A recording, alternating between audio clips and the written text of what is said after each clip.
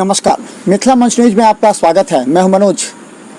दरभंगा की बदलती राजनीति पर हमारी पैनी निगाहें हैं।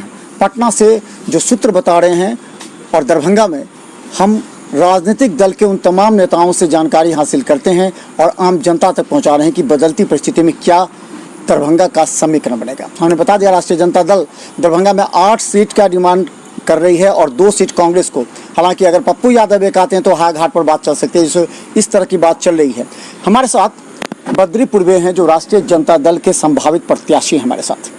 जरा इनके बारे में कहानी हम जरा कहना चाहते हैं, जरा गौर से सुनिएगा।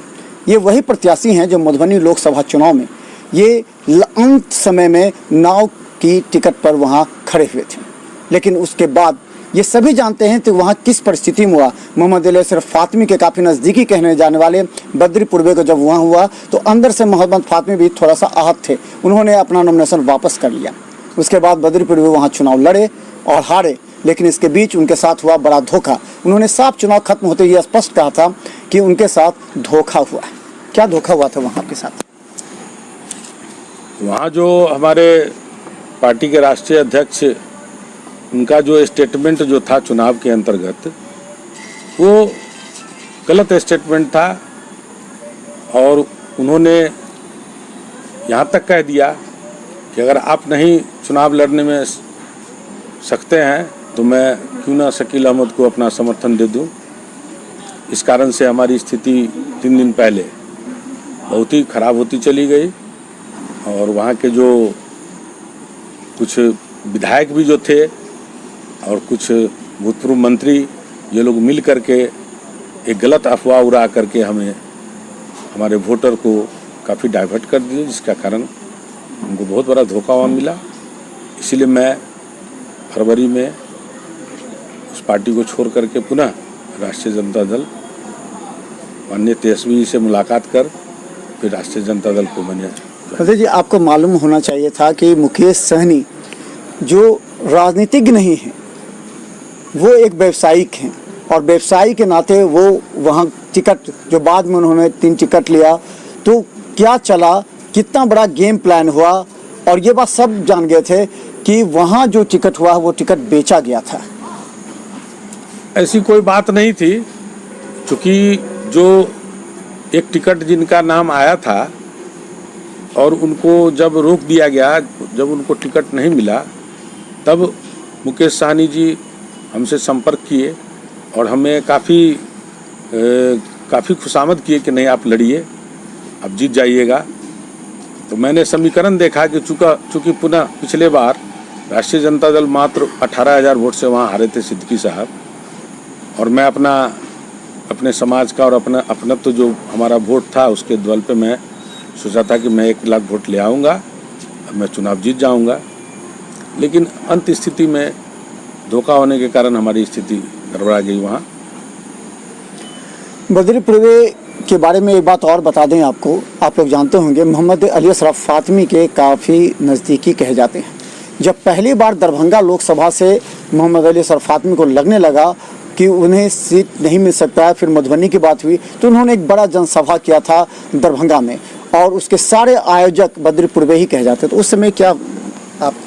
मैं तो राष्ट्रीय जनता दल का शुरू से, पहले जनता दल था, उससे पहले दलित मजदूर किसान पार्टी थी, मैं सब दिन इसी दल के साथ रहा।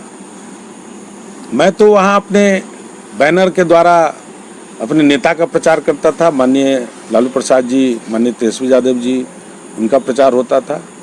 और उस कार्यक्रम में कुछ खाने पीने की व्यवस्था हमारे तरफ से जो होती थी, तो उसमें जो कार्यकर्ता लोग आते थे उन लोगों का भोजन का व्यवस्था किया जाता था, कुछ नाश्ता का व्यवस्था जो किया जाता था। तो हम अपने जो कार्यकर्ता लोग जुटते थे राष्ट्रीय जनता दल के, उन लोगों के लिए मैं व्यवस्था करता था। और जितना भी कार्यक्रम हुआ दरभंगा जिला के अंतर्गत, मधुबनी में भी आदरणीय फातमी साहब के साथ, तो मैं उसमें सब जगह सक्रिय रहा और सब लोगों को सब लोगों के नज़र में मैं था कि मैं पार्टी के लिए एक अच्छा कदम उठाता हूँ। यही बद्री जी, यही बात, आप यहाँ पर एक मौत खा गए।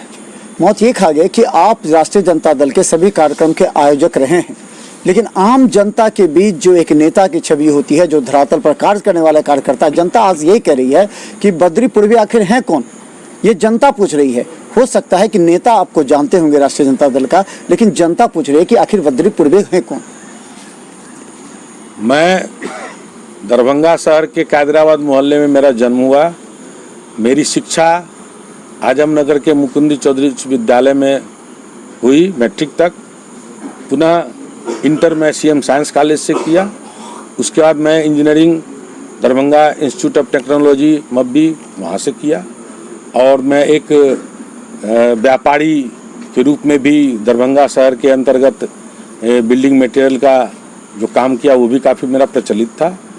और विगत कई चुनाव में मैं राष्ट्रीय जनता दल के लिए या जनता दल के लिए एक सक्रिय कार्यकर्ता के रूप में मैं काम करता रहा। और शायद हमको लगता है कि इस दरभंगा शहर का 3 से 4 हज़ार मोबाइल नंबर मेरे पास है, जो जिन लोगों को मैं करीब से जानता हूं। इसलिए हमें उम्मीद है कि दरभंगा शहर की जनता हमें काफ़ी प्यार देगी और निश्चित तौर पे मैं चुनाव लड़ूंगा राष्ट्रीय जनता दल से और मैं जीतूंगा ही।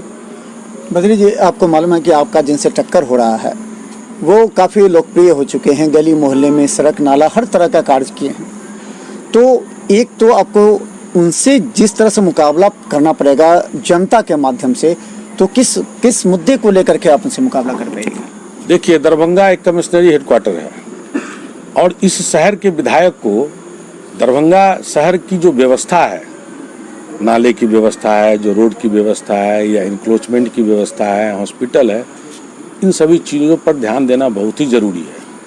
लेकिन उनको तो उस चीज़ से मतलब ही नहीं है। वो तो ज़्यादा मतलब रखते हैं कि तालाब कहाँ बढ़ाया जाए, कहाँ बेचा जाए।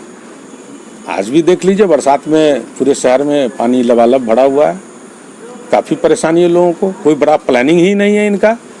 हमारे निवास स्थान के सामने आज रेलवे का फ्लाईओवर है, जिसका न ही कभी अंडरपास रोड बना, न ही ड्रेन बनी। आज नतीजा है कि पानी जो यहाँ से जब निकलता है तो सामने का जो वार्ड नंबर 2 है उसकी जो जनता है सब पानी में डूब जाती है। अगर नाला का व्यवस्था यहाँ हो गया रहता फ्लाईओवर के किनारे तो शायद वार्ड नंबर 2 इससे बच जाता।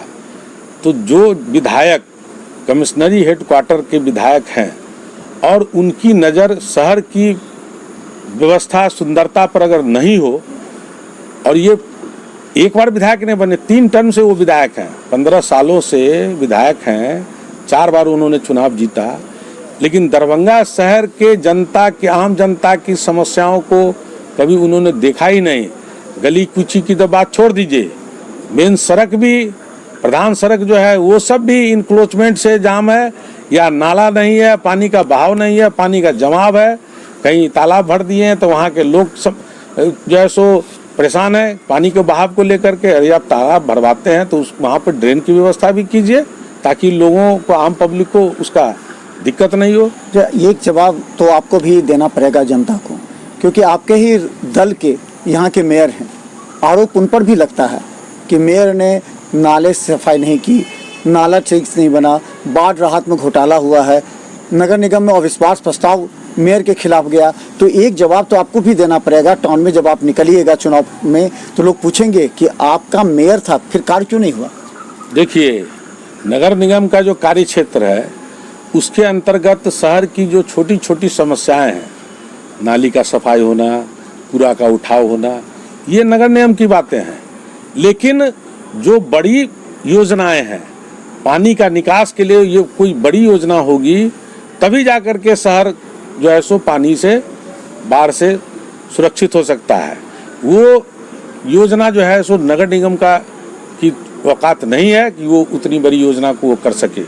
ये गलत अफवाह लोग देते हैं कि नगर निगम के कारण, नगर निगम की कुव्यवस्था के कारण शहर में ये है, ये गलत है। जब तक बड़ा प्रोजेक्ट दरभंगा में नहीं होगा पानी के बहाव के लिए, तब तक शहर पानी से बचाव नहीं हो पाएगा।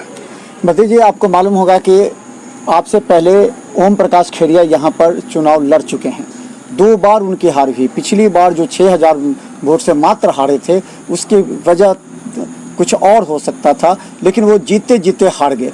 तो दोनों बार चुनाव में आप अध्ययन कर चुके होंगे कि आखिर किन कारणों से ओम प्रकाश खेड़िया हारे, उसको कैसे आप फुलफिल कीजिएगा?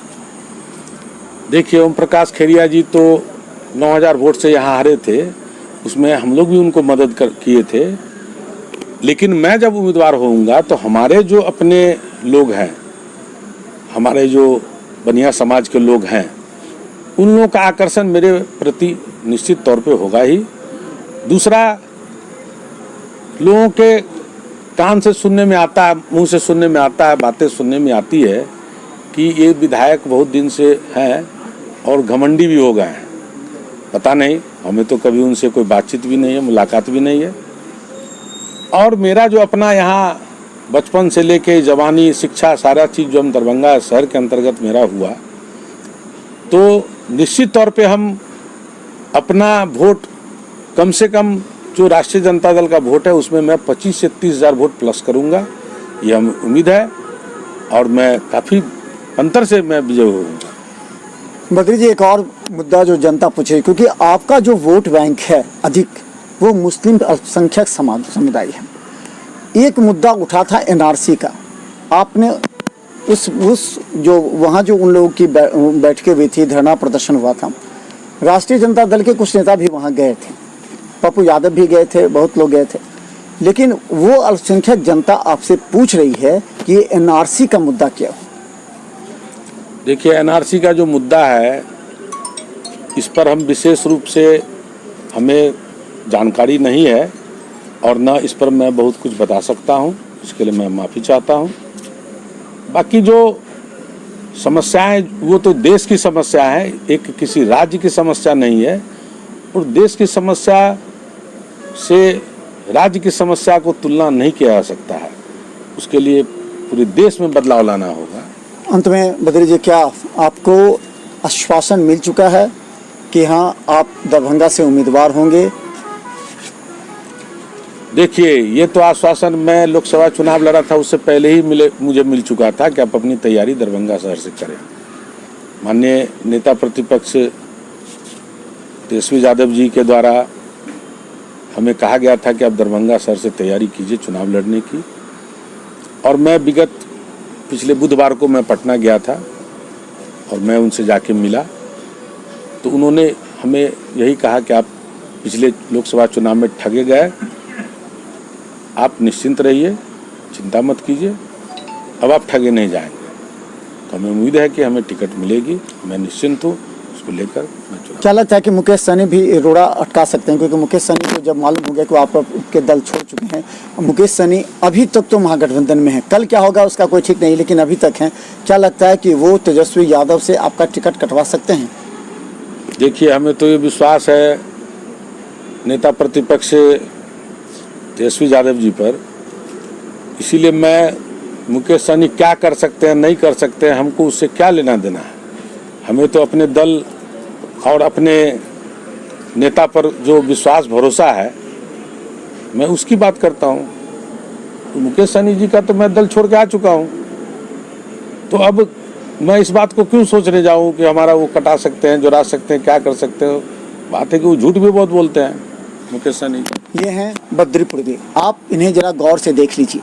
ये आने वाले चुनाव के संभावित प्रत्याशी राष्ट्रीय जनता दल के हो सकते हैं, और इसके लेकर के ये लोकसभा चुनाव मधुबनी में इन्हें हार जो मिली वो अलग है, लेकिन दिल से ये इतने टूट चुके थे, इनका इतना खर्च हो चुका था कि बाद में शायद कहना पड़ा कि आप राष्ट्रीय जनता दल से आपको टिकट मिल सकता है। इसी के तहत ये अपने दावेदारी दरभंगा शहरी विधानसभा से कर रहे हैं।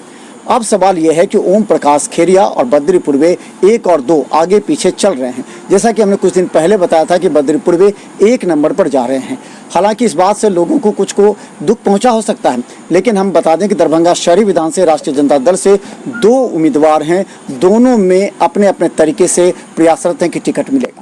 और टिकट जब मिलेगा तब हम इन लोगों से पूछेंगे कि आखिर दरभंगा में किस मुद्दे पर आप चुनाव लड़ सकते हैं। और दरभंगा की जनता कल तक आयोजक के रूप में जाने वाले बद्री पूर्वे को एक कार्यकर्ता और नेता के रूप में जानेंगे जब ये सड़क पर उतरेंगे। देखते रहिए मिथिला मजदूर का हर अपडेट खबर यूट्यूब में भी और चैनल नंबर 277। धन्यवाद।